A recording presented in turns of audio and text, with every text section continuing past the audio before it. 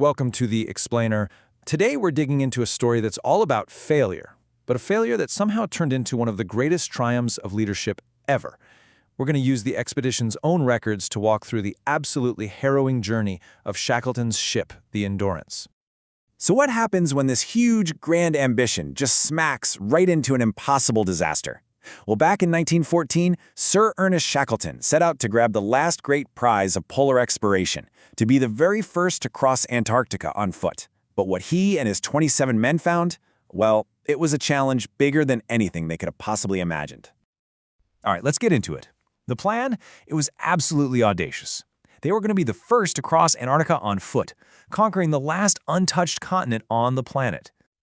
I mean, just think about the goal. A 2,900-kilometer trek from one sea to another, right across the South Pole. This was on a scale nobody had ever tried before. They were heading into a world of ice, blizzards, and temperatures that could just plummet to minus 50 Celsius. And get this, no GPS, none of the tech we take for granted today. So, here's the plan. The schedule was super tight with absolutely zero room for error, and people had warned them, the ice in the Weddell Sea was way heavier than usual that year. But Shackleton, he was determined to push through. And, well, the plan failed, just spectacularly. That number you see, 497, that's how many days they were stranded before they felt solid ground under their feet again.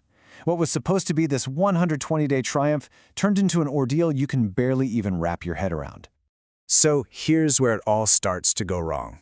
Just 2 months in, disaster strikes. Their incredible ship, the Endurance, gets completely, hopelessly trapped in the thick pack ice of the Weddell Sea. For 9 long months, these 28 men were basically prisoners of the ice. They're just drifting, totally helpless, as the Antarctic winter plunges them into 24-hour darkness. And they tried everything, everything to get free, hacking at the ice with saws and axes, running the engines full blast for hours, but the ship wouldn't move an inch. They were totally at the mercy of the ice. And as the ice just keeps pressing in, the ship starts to groan and then splinter. Imagine the sound of this massive wooden hull just being squeezed to death. You can see why a crewman like Tom McLeod would say, "I don't think we'll ever get home." Hope was starting to fade, fast. And then the moment of truth. On October 27, 1915, Shackleton gives the heartbreaking order, abandon ship. Their last link to the civilized world was gone. The men just had to stand there and watch as the ice, their jailer, slowly crushed the Endurance and swallowed it whole. They were now completely, utterly alone. So what did they have left? Not much. Just 28 men, 3 tiny lifeboats, and about a month's worth of food. Oh, and thankfully, the expedition's photographer, Frank Hurley, saved his photographic plates. Their situation was beyond dire. Shackleton even ordered each man to carry only 2 pounds of personal gear. To set an example, he took his own gold coins and just threw them into the snow. The message was clear. Their lives were all that mattered now. Okay, so now they're marooned at the end of the world. And the key thing to get here is that they weren't on an island. They were on a moving piece of ice, a floating, unstable raft drifting wherever the sea decided to take them. For months, this was their life. Camping on the ice, hunting seals and penguins to stay alive, all while their frozen home drifted randomly. And this is where Shackleton's leadership really shines. He kept food rations strict, sometimes even fibbing about how much they had left just to keep morale up. He knew their mental state was the most important resource they had. He gave everyone daily chores, just to keep them busy, to stop despair from creeping in.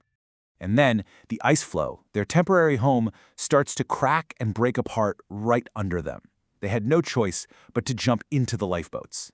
They're rowing through freezing water, dodging massive icebergs.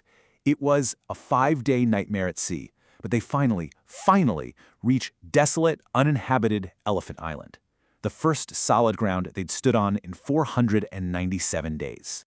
So now we get to the impossible voyage. You see, Elephant Island was a refuge, yeah, but it was also a trap.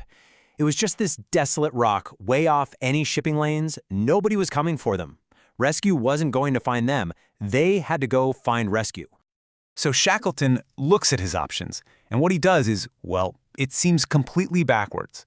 He doesn't aim for the closest land. He aims for the farthest target, South Georgia Island. Why? Because he calculated it was the only one they had even a sliver of a chance of reaching, thanks to the winds and currents. Think about this, 1,300 kilometers. in a tiny, 7-meter, open boat, across what is literally the most dangerous ocean on the planet.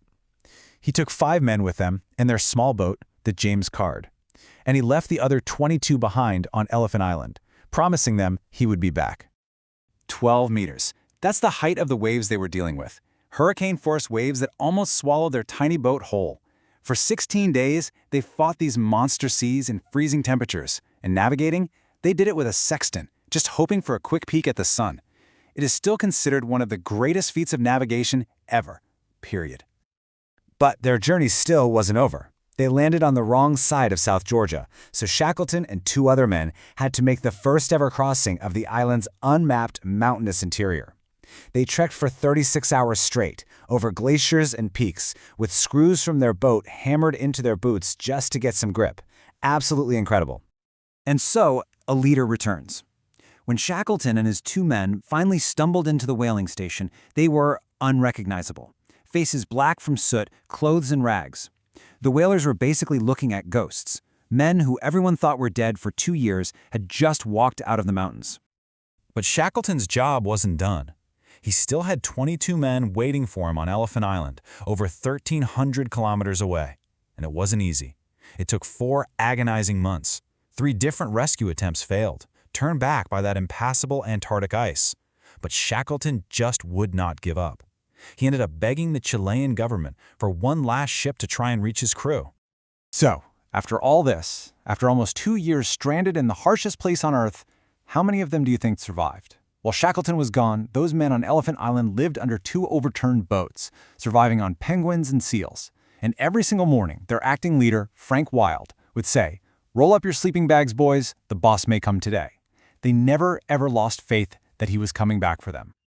Let's be clear, the expedition failed. By every standard measure, it was a complete and total disaster. They never even set foot on the Antarctic continent, which was the whole point. Their ship was gone, their goals abandoned. And yet, 28. That's the number of men who came home alive. When Shackleton's ship finally broke through that ice on August 30th, 1916, he looked to the shore, counted the men, and saw all 22 of them. Because he refused to quit, every single member of his crew survived. So it leaves you with a question, right? What is the real measure of success? Is it achieving the goal you set out for? Or is it bringing your entire team home against truly impossible odds? The story of the Endurance might have failed to cross a continent, but it succeeded in becoming this incredible, timeless story about leadership, hope, and just how far the human spirit can be pushed.